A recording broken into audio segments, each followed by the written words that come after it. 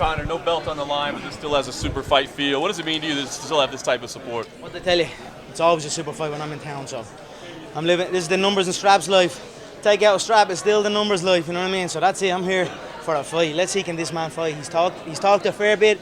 If you've been following me or him, you know there's been subtle digs over the course of last year, maybe the last 2 years, where he's going to say this and say that, but now all of a sudden he's a scared little brother of some sort, so let's see what he has to say. I'm here for a fight and a check, and that's it. Fuck the belt. When he was willing to fight at 165, why give him that extra 5 pounds?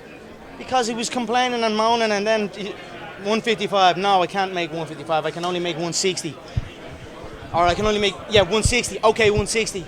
Comes back a little bit later. Oh no, 165. And I'm getting this phone call back and forth to this negotiation. I'm saying, tell the motherfucker it's 170 and enjoy your food. And that's it. Conor, you look strong at 170. How do you feel? And are you ever going back to 145? Oh, 100. Man, the thing is making that cut to 145. It's almost, people only see the build-up, the fight. People don't see after the fight. It's a process to get your body back right after a strenuous cut like that. This time, I'm waking up 168. I'm waking up underweight. So after the fight, I won't have that process to get myself back right again. I'll be just me, normally. So I can go back to 145, no problem. Who is that though? Let me see some of these damn bums get up and fight and make some noise. I just hear crying, complaining, please, begging, all this shit. I don't see nothing appealing. You need something, they need to build themselves up right now. I'm sitting pretty up here. They need to fight and make something, make some noise, make me stand up and say, okay, I'll take him in. That's what I need to see, because right now I see nothing. I see a bunch of complainers, whiners. I'm not fighting him, I'm waiting, I'm sitting out, I'm doing this. When have I ever waited?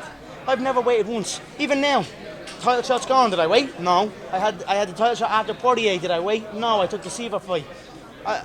That's what champions do. That's what generates interest. I'm a hungry motherfucker that does not care who was in his way, you know. I just see a lot of crying, complaining babies right now in the game, so I'll take Nate out. I'll sit and I'll wait and see who pops out. Right now, a lot of bitches. I think people will be calling for you to have a welterweight title fight if you win this. Yeah, that's there. I mean, why not? That's probably leading option. I mean, how the Sanyos is an absolute bum. I swear to. I mean, and he's still complaining. How can you pull out a fight with a Bruce Font and still talking all this shit, and his team is talking all this shit? Man up and fight. Come on, do you know what I mean? So I don't know what to say to this guy. Is there any disappointment on your end that you don't get to chase history this Saturday? Look at this. This is always history. Every damn time the gates keep rising, the pay-per-views keep rising, the attendance keep, you know what I mean? Everything just keeps on rising. So it's always history making here when I step inside that octagon. So whether there's another belt in this, really there is. I have 2 belts at home. I have the interim, I have the unified, and I have the 2 other world titles, the lightweight and featherweight that I won in the previous organization. So there's belts everywhere on me. So I'll continue showing up. Like I said, I'm seriously considering making my own damn belt. If you're doing having people, and then I'll make my own belt, and then I'll decide what weight the fight is at. Why not? Why not? Because who cares about the belts? It's the money fight. You know what I mean? This is the money fight that everyone wants. They should be chasing for it, trying to knock everyone out of their way to get to it. Not crying and complaining and saying, I'm gonna wait until Uncle Dana picks up the phone call. And, please, you know what I mean? All that shit. Conor, a lot of people said that Robbie Lawler is a different animal. He's a big guy. What do you think about Robbie Lawler? Yeah, I like Robbie. I won't say a bad word about Robbie. He fights with his heart. He's been around the game so long. But if we fought, I would beat Robbie. I'm too fast for him. I'm too, you know, the size difference is not anything. I've stood beside him. I've seen him, you know. But I do like Robbie. I respect him as a champion, as a man that drifted off, came back, stayed on it, and rose up and became the welterweight champion, you know. So we'll see how that goes. I mean, that is an appealing one for me. The welterweight, all the belts, you know. We'll see. You're talking about respect here in regards to Lawler. You also talked in respect to Diaz, and it sounds like you do have a good amount of respect for him. Would you say this is the opponent that you've respected the most in your UFC run? Look, I have respect for all of them, but you know, I just respect that he showed up. That's it, really. You know what I mean? I respect Nick and Nate, and you know, I've always liked them. I've always enjoyed the way they show up and the way they fight and all. You know, I sense a different Nate. I think it's clear as day. He's not himself. You know what I mean? He's timid. His voice is quivering. It's a different Nate there. But I still have respect for him. But again, ring the bell. I'm coming out fast, and I'm coming out spinning, and that's it. His head is coming off. It's as simple as that. Conor, you once said that you lost your mind to the sport. You were Vincent Van Gogh. Can you explain what you meant by that? yeah, you know, when you work so hard and you dive so deep, and when I'm around normal society, I can't function around normal society. I talk about normal things because I'm just off somewhere else. So that is what I mean. Maybe I'm just deep in my craft, and there's no going back, and I'm happy with that. I chose to do that, and a lot of people, they might find something they're passionate about and not go full in, not fully commit, go to normal life, and they'll never really achieve anything with their passion. They'll end up doing something that they don't like to do. So I have gone insane and deep into my craft. How long can you keep doing this with that in mind, with the strain and the expectations and the responsibility? How long can you keep doing this? There's no strain, man. What strain? I'm chilling. I'm living good. I am living good. I'm eating better. I'm dressing better. Man, I feel damn good. There's no pressure. This is just another day for me. I can go. I'm only 27. 27 years of age at the very, very top, with no one even close. You talk about obsession. Is there any worry on your end that you burn out at some point? And how do you keep that passion so high? Because you are a passionate guy. I train intelligent. I look to work different ways, and I listen to myself. You know, when I do need to take a step back, I'll take a step back. But right now, I don't need to take a step back. I'm happy. I'm comfortable. I'm energized. When you talk about these higher weights being kind of stuck in the mud, how slow are these guys compared to the guys you fight? I think it's going to be really, really evident on Saturday night. I think the speed difference is going to be really, really evident. You're going to see, you'll see for yourself what I mean by stuck in the mud when me and Nate fight. Conor, John Jones is coming back next month going to fight Dan Cormier. A lot of people say he's the best pound-for-pound fighter in the world. He's not. How do you rank the fighters? I'm number 1, 2, 3, 4, 5, 6, 7, 8, 9, and maybe John and Mighty Mouse is 10. That's where I feel. Last week's press conference was interesting. It seemed like you said everything. Was he intimidated? You got that feeling? It seemed like he didn't say anything. Had this little, you've been covering the game a long time. He's had this swagger about him. He's going to do this, going to do that. He done nothing. He sat there and quivered. That's what he done, and looked at Nick every 2 seconds. So he shouldn't have said anything. If he hadn't said anything, I wouldn't even pick up the phone call. He tried to call me out, tried to do this and that. Now I came hunting for him. He's trying to say people are afraid to fight him. I hunted him down, stalked him, got him, and now I have him trapped on Saturday night.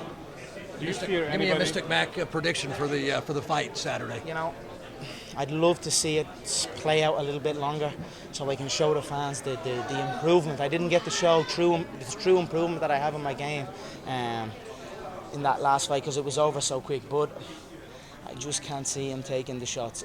He's going to feel a new level of precision and a new level of power and a new level of unorthodox fighting that he's never experienced in his life.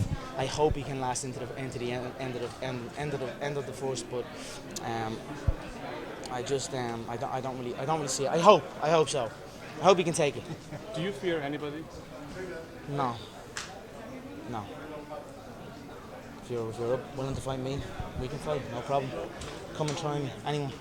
What's the businessman Conor McGregor like now? Because now you've transcended that whole thing, and now you got cars, houses, whatever. What's kind of the businessman Conor McGregor? Just continuing being smart, making smart decisions, aligning myself with brands and companies that I feel represent me and that I have a passion in. Also, I won't just jump in front of anything if it doesn't suit me, if it doesn't fit, and I won't engage in it. But I'm being intelligent, growing in all aspects of the game. Might the businessmen be interested in politics sometime? Did you see last weekend in the Irish general election? You got a couple of votes. I got a great laugh out of it. Someone voted for me or someone tried to put my name as the president. I mean, you know, I would love to do something to help my people, but I wouldn't go in as a publicity type thing. I wouldn't be interested in that. It doesn't. And I think a lot of that, some people have done that. You know, that man Ken or whatever his name is. He went in and. If you're not going to go in and make a difference, if you can't truly help the people, then I would, they might do it. So, who knows? That's down the line. Maybe, I don't know. A lot of champions in the past, Conor, didn't go up in weight, didn't go down in weight to fight other champions, didn't fight other, big fights. Why is it important for you, and why do you think that those guys didn't do that? I don't know. I mean, people. Fabricio pulled out and threw cards down the water. John pulled out and threw cards down the water. Nobody was willing to step up or down. I can't answer that. You play it safe. You don't take risks. You won't go all the way. So I get in. I take risks, and that's why I go all the way. Conor, Steve Collins said you're the best fighter Ireland's ever produced. Do you agree? Steve Collins is an absolute legend. I mean, what a warrior, the Celtic warrior. I was speaking to him before I came here. He dropped into the camp to me. I trained with his brother Pascal, who's a phenomenal boxing coach, got a great stable of pros. To hear something like that, I'm very flattered. I'm very flattered, and I continue to get better. Continue to show my countrymen different ways to fight. You know, before me there was boxing. There was a certain set of movements. Now people are opening up their mind, and I'm very proud of that. That's a great honour and a great compliment to hear that. Sorry? Am I the greatest fighter? I think so. I believe so, and I'm only getting better. I'm only 27. Conor, I know you like to make bold claims, but realistically, is 170 the highest we could ever see you fight? Who knows? I could be like a block at once. You know, as I keep growing and keep eating and keep training, my body could change as I get older. You know, I could become that solid block at 170, and at that block 170, I'd happily go to 185. It'd be like going 145 to 155. So. I have no problem doing that. I'd go in and go up. No problem. Conor, how much of this fight is just you kind of filling your body out at 170 to take the welterweight step? Just eating and training. That's it. Just trying to relax, eat, train, enjoy it the way it's supposed to be. You know, weight cutting is a weird one. It's weird the way it even became what it is. But for me, 170 is just relax, eat. But it seemed like you wanted to fight Nate at this it's a weight. division. It's a division. You don't want to fight 155. You want to fight 60. Then you want 165. Let's just fight 170. You fought there. You fought many guys. You fought Rory. You fought some top guys at that weight. Let's do it in a division. Let's put another division on notice. Is this meaning that if this goes well at 200, you'll go for the welterweight belt? Why not? I mean, I could. I certainly could. I mean, what's the story with the sign-ups? I would have liked him boom. 45, 55, 70. 45, 70, 55 is... I don't know, we'll have to see, but I'm up for it. I'll make that decision now. Conor, the gang signs with the left hand, the animal balloons with the right. Did you just make that up off the cuff? That was brilliant. No, I mean, he has this kind of demeanour about him, and then he ain't what he portrays, so that's what I was getting with that. Conor, what is your interest in Hollywood? I know you said that's kind of secondary. People said it was a distraction for somebody like Ronda. Is that really secondary to you? Is the fight game always going to be most important? I think so. I mean, I don't have a deep-rooted passion for show business or that kind of thing. But as something else dies down, as one thing dies down, another thing rises. Who knows? Now, there was a time back when I was obsessed with football. You know what I mean? That was many years ago. Then the fight business now it's the fight business. Who knows down the line? Show business, politics. I don't know. I'm just living my life and training and fighting and collecting. Conor, at 145, your advantages were your speed, I guess, and your power and your size more specifically. As you move up, those presumably diminish. So how do you deal with that? Preparation for each preparation for a 45 contest and a 55 contest or a 70 contest is different. The build-up is different. There's a lot more focus on the weight, but my speed will be there. My power certainly will be there. But again, questions are beautiful. Tune in Saturday night, and you will have your answer. Do you have any cut at all, or are you on weight right now? I'm underweight. So I wake up underweight, have 2 breakfasts, and then I'm on weight. So I'm very happy. Conor, that day in the Los Angeles conference when you said those things about training El Chapo wearing the shirt, was something you came up with or you had planned? I had a suit picked for the conference, was going shopping, and then I went into that Rodeo Drive. It's a great place, that Rodeo Drive. Treat you very well. When you roll in there with some money, they are the nicest, friendliest people you've ever met in your life. I wonder what it's like if you don't have money rolling in there. But I went there shopping with my friend who I had over with me training. Saw that shirt, it reminded me of the El Chapo, the famous thing, and I just rolled with it. It was literally a day before the press conference, so we just had some fun with it. That's what life is about, have fun, you know what I mean? So that was a lot of fun. How's the Spanish doing? Huh? How's your Spanish doing? Not very good, but I'll learn for you, because you keep asking me. If you've asked me a few times, right? Next time I'll have a little bit of Spanish for you, yeah? Thanks, guys. See everybody tomorrow. Thanks, Tom.